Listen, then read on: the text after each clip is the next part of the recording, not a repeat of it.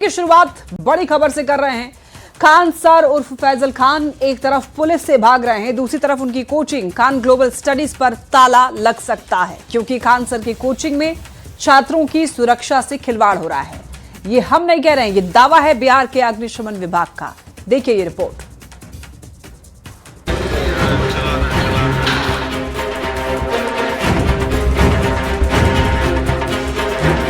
उस भवन को खाली कराते हुए सील कराने की जो अग्रतर कार्रवाई है वो कार्रवाई की जाएगी। खान सर उर्फ फैजल खान पर तो गिरफ्तारी की तलवार लटकी है। अब उनके खान ग्लोबल स्टडीज पर भी ताला लग सकता है। खान ग्लोबल स्टडीज में हजारों छात्र बैच में प्रतियोगिता परीक्षा की तैयारी करने आते हैं, लेकिन खान सर के इंस्टीट्यूट में छात्रों की जिंदगी से खिलवाड़ हो रहा है। छात्रों की जिंदगी की अनदेखी हो रही है। यह दावा है अग्निशमन विभाग का। अग्निशमन विभाग ने खान ग्लोबल स्टडीज की जांच करने के बाद इंस्टीट्यूट में सुरक्षा मानकों की अनदेखी का आरोप लगाया। फायर सेफ्टी के नियमों की अनदेखी को लेकर विभाग ने कोचिंग सेंटर को नोटिस भेजा और 1 हफ्ते के भीतर सभी गाइडलाइन का अनुपालन करने के निर्देश दिए। सुरक्षा के मानकों को पूरा नहीं करने पर खान ग्लोबल स्टडीज के अस्पताल और कोचिंग सेंटर को सील कर दिया जाएगा।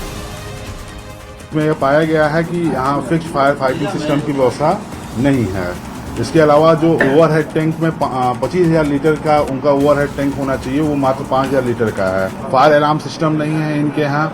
इसके अलावा जो महत्वपूर्ण चीज पाई गई है कि इनके यहाँ इंटरनल 2 सीढ़ी है, एक्सटर्नल 2 सीढ़ी है। एक्सटर्नल 2 सीढ़ी की पहुंच मात्र फर्स्ट फ्लोर तक है और इंटरनल 2 सीढ़ी की पहुंच तो सभी फ्लोर पे है, परंतु इसकी जो चौड़ाई रिक्वायर्ड होती है वो मानक के अनुरूप नहीं पाई गई। हम लोगों ने 7 से 10 दिन का भी उनको समय दिया है और इस 7 से 10 दिनों में अगर वो अनुपालन नहीं किया जाता है तो अपने अधिनियम और नियमावली की अग्रतर कार्यवाही के तहत कारण परीक्षा उनसे की जाएगी और उनका कारण परीक्षा अगर संतोषप्रद नहीं पाया जाता है तो उस भवन को खाली कराते हुए सील कराने की जो अग्रतर कार्रवाई है वो कार्रवाई की जाएगी।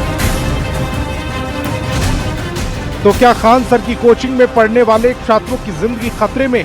क्योंकि अग्निशमन विभाग के मुताबिक फैजल खान की कोचिंग में फिक्स्ड फायर फाइटिंग सिस्टम नहीं है। ओवरहेड टैंक मात्र 5,000 लीटर का है। ओवरहेड टैंक 25,000 लीटर का होना चाहिए। पानी की सप्लाई के लिए पंप की व्यवस्था नहीं। फायर अलार्म सिस्टम भी नहीं है। इंटरनल और एक्सटर्नल 2 सीढ़ियां हैं। एक्सटर्नल 2 सीढ़ियों की पहुंच फर्स्ट फ्लोर तक ही है। इंटरनल सीढ़ी की चौड़ाई मानक के अनुसार नहीं। इधर मंत्री दिलीप जायसवाल ने भी साफ कर दिया है कि जो भी फायर सेफ्टी का ध्यान नहीं रखेगा उस पर कार्रवाई होगी। चाहे वो अस्पताल हो, एजुकेशनल इंस्टीट्यूशन हो, चाहे वो फैक्ट्री हो, इस तरह के जो भी संस्थान हैं जहां की कॉमन प्लेस है, लोग वहां पर रहते हैं, वैसे जगह को चिन्हित करके और पूरे मानक जो फायर सिक्योरिटी का मानक है उस मानक को ध्यान देने की आवश्यकता है। खान ग्लोबल स्टडीज कोचिंग में फायर विभाग की टीम की जांच के बाद कई सवाल उठ रहे हैं। आखिर पटना के इतने बड़े कोचिंग संस्थान में छात्रों की सुरक्षा के साथ अनदेखी क्यों हो रही थी? क्या छात्रों के लिए पैसे देकर कोचिंग में पढ़ाई मजबूरी बन गई? छात्रों की जान की कीमत कुछ भी नहीं है। न्यूज़ 18 के लिए पटना से विनीता मिश्रा की रिपोर्ट। और देखिए इस वक्त एक बड़ी खबर मिल रही है फैजल खान से जुड़ी हुई। एफआईआर के 2 दिनों बाद भी फैजल खान की नहीं हुई गिरफ्तारी। कल फैजल खान के वकील कर सकते हैं bail petition file. Anticipatory bail कल हो सकता है फाइल। कल भी खान के वकील पहुंचे थे सिविल कोर्ट, कल नहीं हो सका था बेल के लिए फाइल। यहां पर पटना पुलिस अब भी सरेंडर का इंतजार कर रही है। हालांकि देखिए कल के बाद पुलिस की एक्टिविटी में बदलाव दिख रहा है। फिलहाल गिरफ्तार करने के मूड में नहीं दिख रही है पटना पुलिस। बीएनएस की धारा 109 और आर्म्स एक्ट के तहत हुआ था केस दर्ज। कदमकुआं थाने में सुरक्षा गार्ड के बयान के बाद यह केस दर्ज किया गया। पटना पुलिस हथियार जब्त करने के बाद एफएसएल रिपोर्ट की भी जानकारी नहीं दी। कल सिविल कोर्ट की गतिविधियों पर निगाहें टिकी रहेंगी। और आपको बताते चलें कि आज फायर सेफ्टी की टीम ने भी जांच पड़ताल की है। तो फैजल खान से जुड़ी ये बड़ी खबर आप तक पहुंचा रहे हैं। अभी तक देखिए गिरफ्तारी नहीं हुई है और फैजल खान अभी फिलहाल कहां हैं? अंडरग्राउंड हो चुके हैं। ज्यादा जानकारी के लिए न्यूज 18 संवाददाता रजनीश हमारे साथ जुड़ रहे हैं। रजनीश से सीधा कनेक्ट करते हैं और ये जानने की कोशिश करेंगे कि फिलहाल अभी इस पूरे मामले में क्या कुछ कार्रवाई हो रही है। और रजनीश, जरा ये बताइए, क्या पुलिस इस पूरे मामले पर ढीली पड़ती हुई दिखाई दे रही है? क्या गिरफ्तारी के मूड में नहीं दिख रही है पुलिस? 48 घंटे बाद ही पटना पुलिस जो है चुप्पी साधे हुए है, तो कहीं ना कहीं सवाल तो उठेगा ही। हालांकि आज रविवार होने की वजह से कोर्ट की कार्रवाई जो है बंद रही, कोर्ट नहीं खुला आज, जिसकी वजह से गहमागहमी और हलचल देखने को नहीं मिला। लेकिन कल ये माना जा रहा है कि पटना पुलिस गिरफ्तार तो नहीं कर रही है, पटना पुलिस भी आम लोगों की तरह इंतजार में है कि क्या फैजल खान जो है सरेंडर करेंगे। हालांकि कल का दिन महत्वपूर्ण हुआ, क्योंकि अगर सरेंडर नहीं करते हैं तो उससे पहले जो है उनके वकील जो शनिवार को ही पहुंचे थे, तो कल एंटीसिपेटरी बेल के लिए कल पहुंचेंगे। कल अगर बेल के लिए पिटीशन फाइल हो जाता है तब न्यायालय पर डिपेंड करता है कि खान को जो है जेल होता है या बेल होता है। लेकिन फिलहाल आपको बता दें कि दूसरी तरह से मुसीबत जो है लगातार बढ़ रही है। आज फायर सेफ्टी डिपार्टमेंट की तरफ से आज जांच पड़ताल की गई और वरीय अधिकारी जो है उनकी मॉनिटरिंग में टीम वहां पहुंची और टीम ने जो एक तरह से सुरक्षा मानक है उनकी जांच की, तो मानकों पर खड़ा नहीं उतरा खान ग्लोबल इंस्टीट्यूट। निकासी से लेकर प्रवेश तक, क्लासरूम तक और जो फायर सेफ्टी के जो नियम है उसका पालन नहीं हो रहा था। जांच पड़ताल जरूर हुई है, रिपोर्ट भी जारी की जाएगी, लेकिन जो अधिकारी हैं, जो कमांडेंट हैं फायर सेफ्टी के, उन्होंने ये जानकारी भी दी है और 1 सप्ताह का मोहलत दिया गया है। तो खान ग्लोबल को 1 सप्ताह का मोहलत दिया गया है। अगर सुधार नहीं होता है तो हमेशा के लिए कोचिंग पर ताला लटक सकता है, दूसरी परेशानी बढ़ सकती है। लेकिन बता दें आपको कि जिस प्रकार से रोशन आनंद की गिरफ्तारी हुई, रोशन आनंद की गिरफ्तारी के बाद लगातार एक पक्ष जो है खान के तरफ है, दूसरा पक्ष जो है रोशन आनंद की तरफ से है कि आखिर एक तरफ कार्रवाई, दूसरी तरफ अब तक जो है मेहरबानी क्यों? ये सवाल लगातार लोग पूछ रहे हैं, क्योंकि बीएनएस की धारा 109 और आर्म्स एक्ट के तहत जो है एफआईआर दर्ज किया गया है कदमकुआं थाने में। और जिस प्रकार से पटना पुलिस लगातार चप्पे चप्पे पर नजर आई 2 दिन पहले तक, रात में नाइट ऑपरेशन करते हुए भी नजर आई कि खान ग्लोबल के आसपास मुसल्लहपुर इलाके में तकरीबन 50 से 100 पुलिसकर्मियों को रात के 1 बजे तक देखा गया।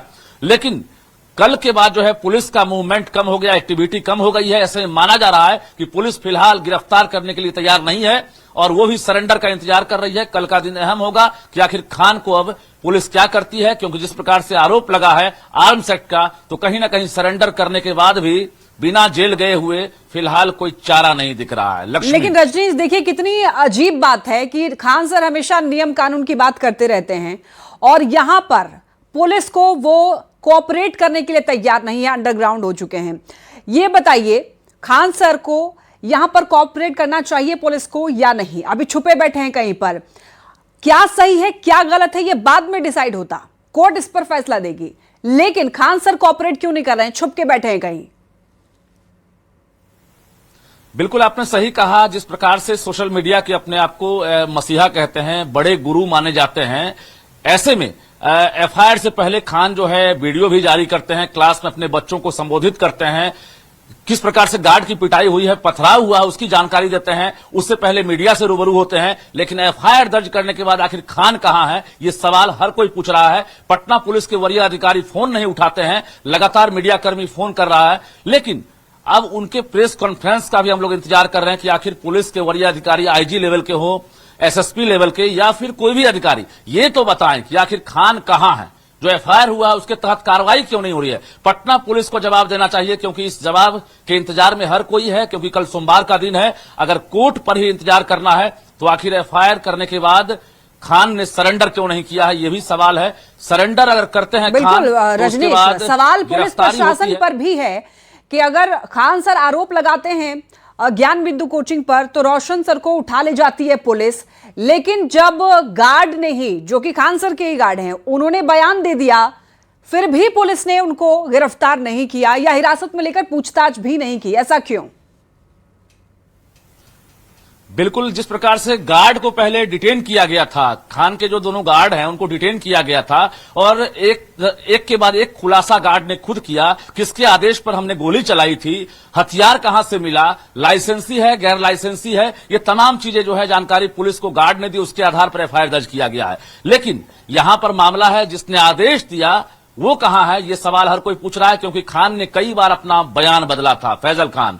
और जिस प्रकार से पटना पुलिस के वरीय अधिकारी एसएसपी भी रात को पहुंचे थे घटनास्थल पर घटना के दिन, उस वक्त भी खान ने कहा था कि दूसरे तरफ से जो है कई राउंड फायरिंग की गई है, 12 से 14 राउंड। तो एक तरफ जहां कहीं ना कहीं बार बार जो है अपनी बात को घुमा घुमा कर खान ने कंफ्यूज कर दिया पटना पुलिस को।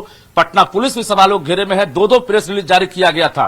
पुलिस ने भी कहा था कि नहीं, कोई फायरिंग नहीं हुई है, लेकिन उसके बाद दूसरा जो रिलीज जारी होता है सिटी एसपी पटना का, उसमें लिखा रहता है कि हां फायरिंग की सूचना मिल रही है, एफआईआर में जो सूचना है उसके आधार पर फायरिंग हुई है। वो देखना है इस पूरे मामले पर नजर बनाए रखिए। रजनीश, बहुत शुक्रिया आपका इन तमाम जानकारियों के लिए। देखिए, बिहार में लालू राबड़ी की सुरक्षा घटाने के बाद सियासत थमने का नाम नहीं ले रही है। एक तरफ राबड़ी आवास के बाहर आरजेडी नेता और कार्यकर्ता सुरक्षा प्रहरी बनकर डटे हुए हैं, दूसरी तरफ एनडीए का कहना है कि आरजेडी बेकार की सियासत कर रही है। देखिए रिपोर्ट।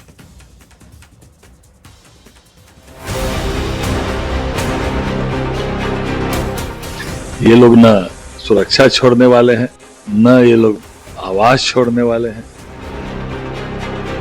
हम इनके सुरक्षा में पहरेदारी करते रहेंगे। ये तस्वीर है राबड़ी देवी के आवास 10 सर्कुलर रोड के गेट की, जहां सुरक्षा कर्मियों की जगह आरजेडी कार्यकर्ता और नेता राबड़ी आवास की सुरक्षा करते नजर आ रहे हैं।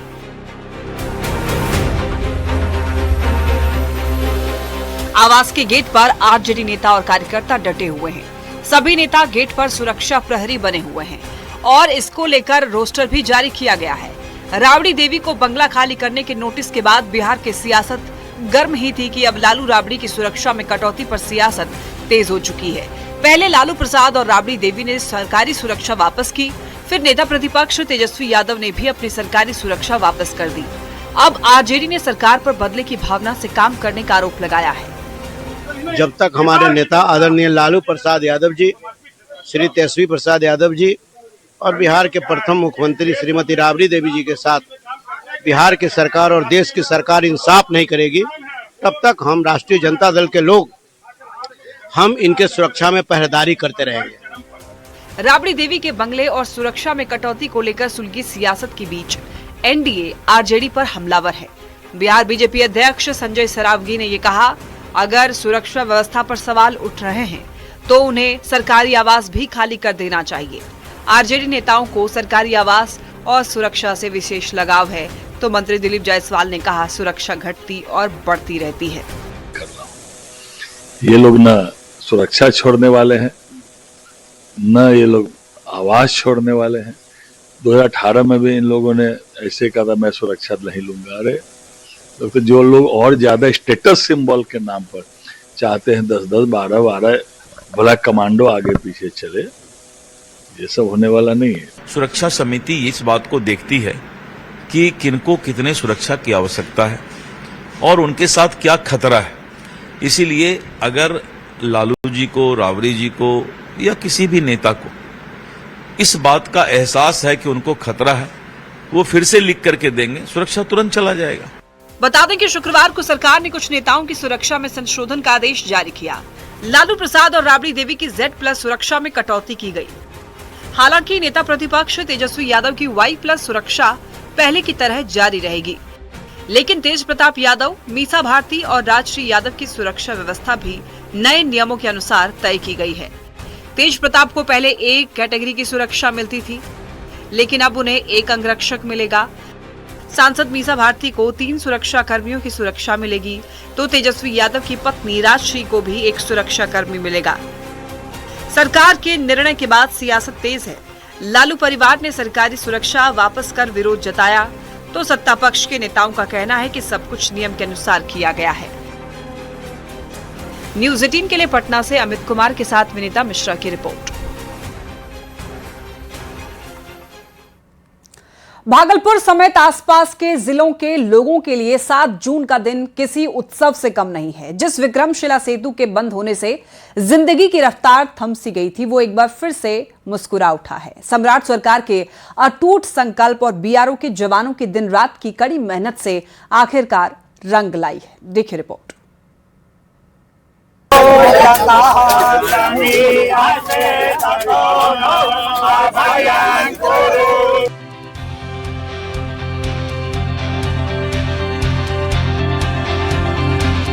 ये पूजा पाठ, ये उत्सव, ये लोगों की खुशियाँ।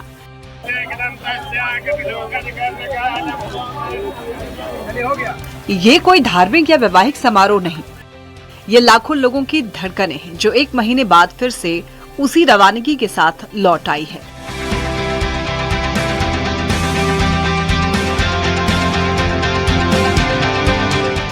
ये तस्वीरें गवाह है उस राहत की जिसका इंतजार पिछले एक महीने से हर आंख कर रही थी। माननीय मुख्यमंत्री जी के मार्गदर्शन में, उनके निर्देशन में इसको रिकॉर्ड टाइम 16 मई को इस पर कार्य प्रारंभ किया गया था। चारों स्पैन में बेली ब्रिज को लॉन्च कर दिया गया है। आज इसको समर्पित कर दिया गया है जनता के लिए, आम जनता के लिए। आज से इस पर ट्रैफिक चालू होगा और इसका मेंटेनेंस भी लगातार प्रतिदिन किया जाएगा। याद कीजिए पिछला एक महीना जब विक्रमशिला सेतु के क्षतिग्रस्त होने से उत्तर और दक्षिण बिहार का ये सबसे मजबूत संपर्क सूत्र अचानक टूट गया था।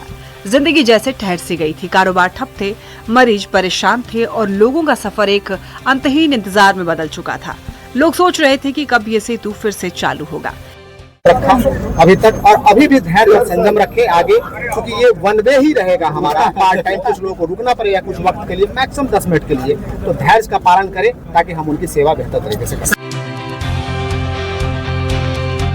लेकिन जनता की इस तकलीफ को बिहार सरकार ने अपना संकल्प बनाया। सरकार ने ठान लिया था कि संकट को जल्द से जल्द दूर करना है और इस संकल्प को हकीकत में बदलने का जिम्मा उठाया बॉर्डर रूट्स ऑर्गेनाइजेशन यानी BRO की जाबाज टीम ने। आज हम लोग के लिए बहुत ही सुखद क्षण है और यशस्वी मुख्यमंत्री ने जो कहा था आज जनता को सुपुर्द किया गया। पूरी टीम हमारी जो BRO की टीम है, हम आदरणीय राजनाथ सिंह जो केंद्र, उनको भी धन्यवाद देना चाहते हैं। कड़कती धूप, पसीने से तरबतर शरीर, लेकिन हौसला हिमालय जैसा ऊंचा। BRO के जवानों और इंजीनियरों ने न दिन देखा न रात, बस एक ही धुन थी कि इस सेतु को फिर से खड़ा करना है। एक महीने की ये कड़ी तपस्या और ये रहा तस्वीरों में उसका परिणाम। हम लोगों ने और इसका कंस्ट्रक्शन करने में 5 से 6 दिन में सारे सामान आ गए। इसके 400 टन से ऊपर का सामान आया है कलकत्ता से। GRSC से एकदम ब्रांड न्यू सामान आया है जिससे इसकी लाइफ बहुत ज़्यादा रहेगी। और उसके बाद हम लोगों ने टोटल 20 दिन का समय लिया है। जब विक्रमशिला सेतु पर वाहनों का काफिला दोबारा गुजरा तो लगा जैसे भागलपुर ने चैन की अब लंबी सांस ली हो। कहना चाहूँगा यहाँ के माननीय DM और क्या कहते हैं BRO की टीम और माननीय मंत्री इंजीनियर शैलेंद्र जी का, जिन्होंने मतलब बहुत ही शानदार तरीके से और बहुत ही क्विकली। ये उपलब्धि सिर्फ तकनीकी मरम्मत नहीं बल्कि दृढ़ इच्छा शक्ति, प्रशासनिक प्रतिबद्धता और मेहनतकश हाथों की जीत की कहानी है। विक्रमशिला सेतु फिर से तैयार है आपकी उम्मीदों को रफ्तार देने के लिए, आपके सपनों को मंजिल तक पहुंचाने के लिए। न्यूज़ 18 के लिए भागलपुर से Vikas Kumar, bureau report news 18।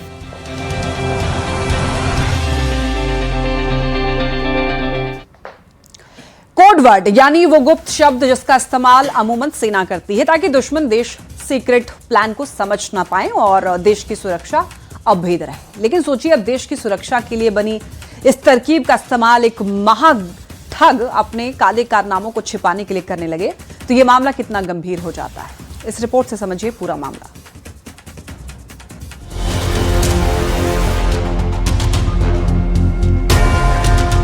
ये है महाठग ऋषुश्री, नाम तो सुना ही होगा। टेंडर घोटाले का वो शातिर खिलाड़ी जिसने सिस्टम के नाक के नीचे भ्रष्टाचार का एक ऐसा मकड़ जाल बुना जिसे देखकर अच्छे अच्छे जासूस भी चकरा जाए। लेकिन अब इसके काले साम्राज्य का वो पन्ना खुला है जिसे सुनकर जांच अधिकारी भी दंग है। आमतौर पर कोडवर्ड शब्द सुनते ही हमारे जहन में सेना की वो जाबाजी याद आती है जहां देश के दुश्मन को चकमा देने के लिए सीक्रेट कोड्स का इस्तेमाल किया जाता है। सेना के इन गुप्त शब्दों का मकसद होता है देश की रक्षा और मिशन की कामयाबी, ताकि सरहद पार बैठा दुश्मन हमारे इरादों की भनक तक ना पा सके। लेकिन अफसोस, देश की सुरक्षा वाली इस अचूक तरकीब की नकल ऋषुश्री ने अपने गोरख धंधे को छुपाने के लिए की। ऋषुश्री का सबसे बड़ा और गुप्त कोडवर्ड था आम। जी हाँ, वही आम जिसे फलों का राजा कहा जाता है। लेकिन ऋषुश्री की काली डायरी में इस आम का मतलब बेहद खास और खौफनाक था। हमारे हाथ में जो दस्तावेज है इसको पहले आप देख लीजिए। ये जो है व्हाट्सएप चैट जो है सदाब कुमार के और ऋषुश्री के बीच किए हुए बताए जा रहे हैं और इसमें जो है साफ तौर पे लिखा है कि आज मैंगो नहीं लेना है, कल लेना है। To which Sadab Khan reply okay, यानी कि कोडवर्ड में आम के जरिए जो है वो ऋषुश्री बात कर रहा है। यह आम जो है जिसकी चर्चा की जा रही है, इसको खान के द्वारा जो है सदाब खान के द्वारा जो है दिल्ली में डिलीवर करवाना था। ऋषुश्री ने सोचा था कि कोड वर्ड अपनाकर वो कानून की नजरों से हमेशा बचा रहेगा, लेकिन पाप का घड़ा एक दिन भरता ही है। अब इस पूरे रैकेट की कड़ियां जोड़ने के लिए एसवीयू मैदान में उतर चुकी है। अब ऋषुश्री के इस आम कोड वर्ड के पूरे शब्दकोश को खंगाल रही है कि आखिर इस आम की आड़ में कौन कौन से खास चेहरे छिपे हैं। न्यूज 18 के लिए पटना से अमित कुमार और ब्यूरो रिपोर्ट। राष्ट्रीय लोक मोर्चा राज्य स्तरीय महाधिवेशन का आयोजन पटना में किया गया और अधिवेशन में उपेंद्र कुशवाहा ने एक बड़ा बयान दिया। उन्होंने कहा कि राष्ट्रीय लोक मोर्चा का अस्तित्व एक पद से समाप्त नहीं होगा, वो गठबंधन धर्म का पालन करते रहेंगे और करेंगे भी। उपेंद्र कुशवाहा ने कहा है कि वो एनडीए में थे, एनडीए में ही रहेंगे। ये भी कहा है उनके लिए जितना प्यारा दीपक प्रकाश है उतने ही प्यारे पार्टी के हजारों कार्यकर्ता हैं उनके लिए।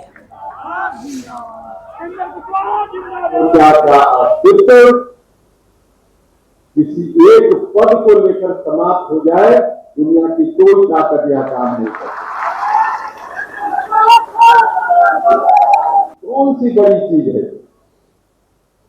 हम लोग गठबंधन धर्म निभाने वाले, गठबंधन की जो बड़ी पार्टी है उनका हम सम्मान करने वाले और पूरी मजबूती के साथ हम लोग एनडीए में थे, एनडीए में हैं और एनडीए में रहेंगे।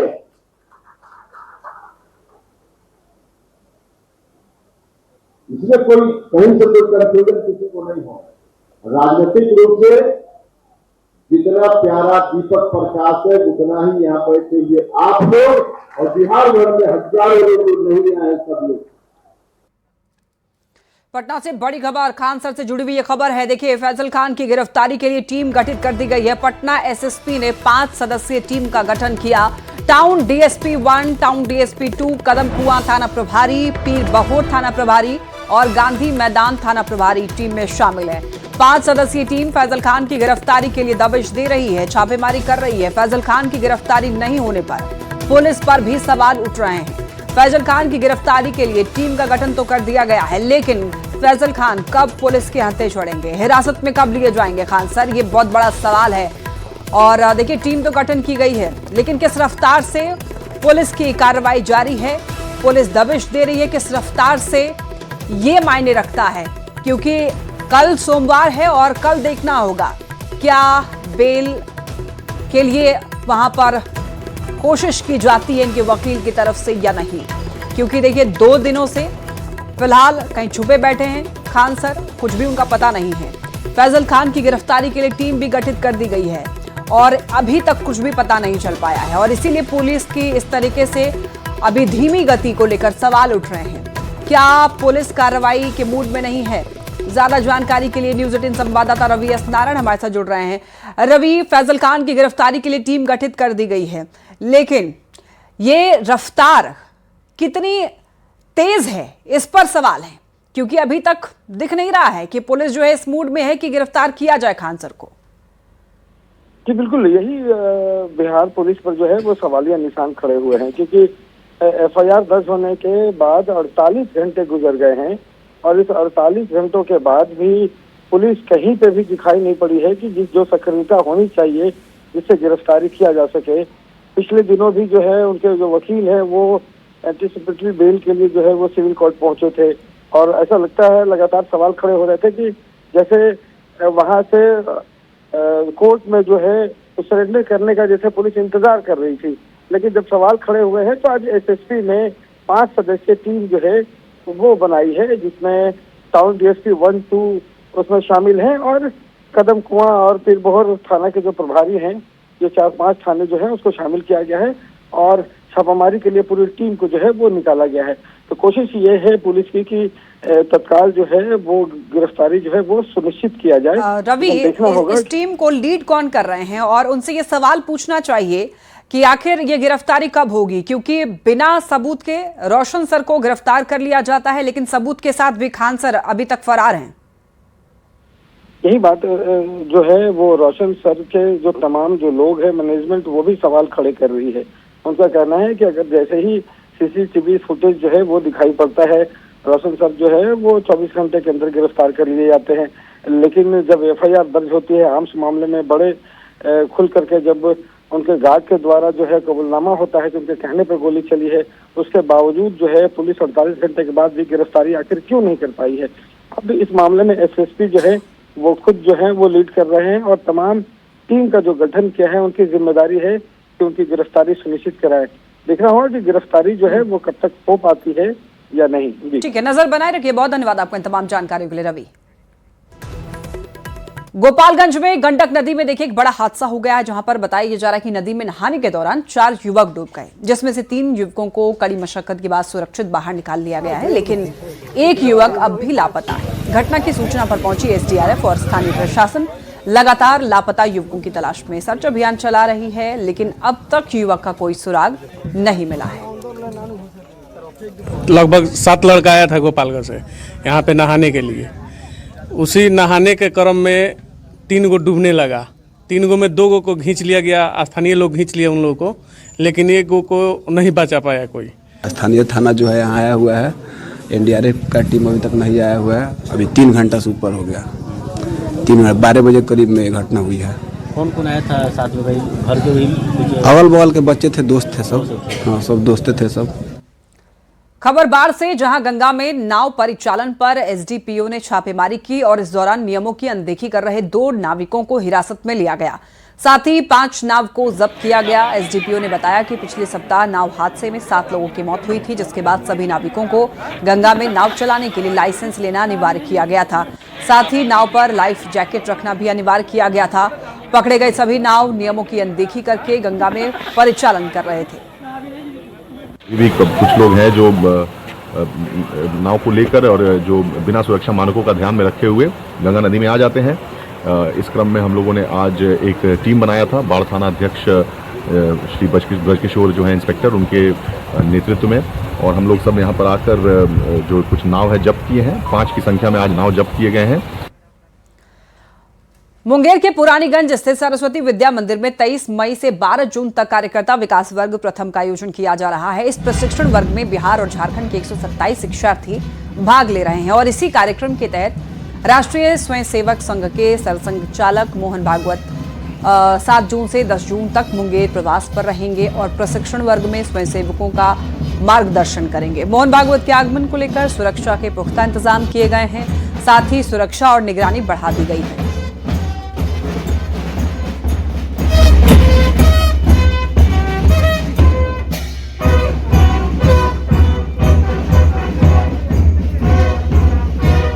मोहन भागवत जी का प्रोग्राम 3 दिनों का है। 3 दिन उनका यहाँ प्रवास है। 7, 8, 9 आज रात्रि विश्राम होगा। पटना आ चुके हैं। एयरपोर्ट पर हमारे राज्य के मुख्यमंत्री परम आदरणीय सम्राट चौधरी जी ने उनको रिसीव किया। तत्पश्चात वह मुंगेर के लिए निकले और आज रात्रि विश्राम मुंगेर में होगी।